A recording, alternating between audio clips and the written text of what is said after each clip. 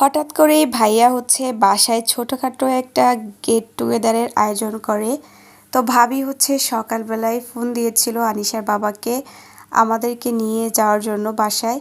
তো আনিশার বাবা যেহেতু সকালবেলা বের হয়ে যায়, তো আমাদেরকে ফোন করে বলল যে তোমরা হচ্ছে ভাবিদের বাসায় চলে এসো। আর এই তো আনিশাকে নিয়ে হচ্ছে আমি ভাবিদের বাসায় চলে আসি। আর আসার পরে দেখি ভাবি হচ্ছে টুকটাক সব কিছু রেডি করে ফেলেছে।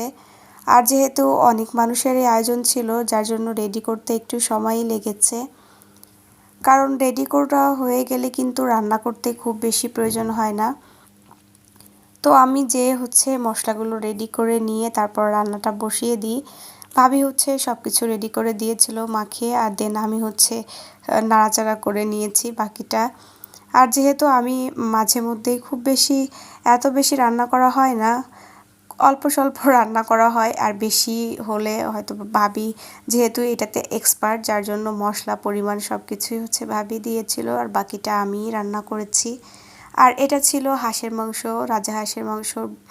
আর খুব বেশি মজা হয়েছিল। আর দেখতেই পাচ্ছেন কালারটাও মাশাআল্লাহ অনেক সুন্দর হয়েছে। আর এই তো ভাবি হচ্ছে আলাদা করে উঠিয়ে নিচ্ছিল। আর সাথে ছিল গরুর মাংস। এই তো এটা হচ্ছে গরুর মাংস দুটাতেই। তো এটাতে হচ্ছে উঠিয়ে রেখেছে, আর এটা হচ্ছে মেহমানদের জন্য ধরে দিয়ে দিবে আর কি খাওয়ার জন্য। তো গরুর মাংসটাও মাশাআল্লাহ অনেক বেশি মজা হয়েছিল। আর দেখতেই পাচ্ছেন কালারটা অনেক সুন্দর হয়েছে মাশাআল্লাহ। আর সাথে হচ্ছে ইলিশ মাছ আর রুই মাছ ফ্রাই করে নিয়েছিলাম। আর যেহেতু সময় অনেক কম ছিল, যার জন্য শুটকিটা আর করা হয়নি। যেহেতু কম বেশি সবাই কিন্তু শুটকি পছন্দ করে। আর এই যে মেহমানদের জন্য হচ্ছে খিচুড়ি এক ডেকচি রান্না হয়েছে, আর বাকি হচ্ছে নিজেদের জন্য আবার বসিয়ে দেওয়া হয়েছিল, যেহেতু হাঁড়িতে ধরছিল না। তো এই তো খিচুড়িটাও কিন্তু বেশ মজা হয়েছিল। আমার কাছে কিন্তু ভুনা খিচুড়ি দিয়ে হাঁসের মাংস গরুর মাংস খেতে বেশ মজাই লাগে। কার কাছে কেমন লাগে অবশ্যই কমেন্ট করে জানাবেন। কারণ ভুনা খিচুড়ির সাথে হাঁসের মাংস বা গরুর মাংস যেটা দিয়েই খান না কেন বেশ মজা হয়।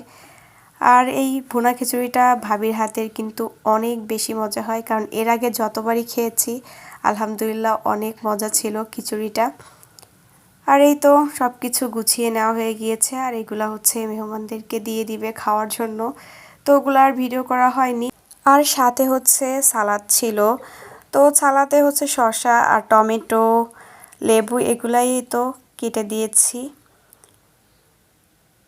তো আলহামদুলিল্লাহ খাবারগুলো অনেক মজা হয়েছে। তো খাওয়া দাওয়া শেষ করে আমরা হচ্ছে সন্ধ্যার দিকে বাসায় চলে আসি।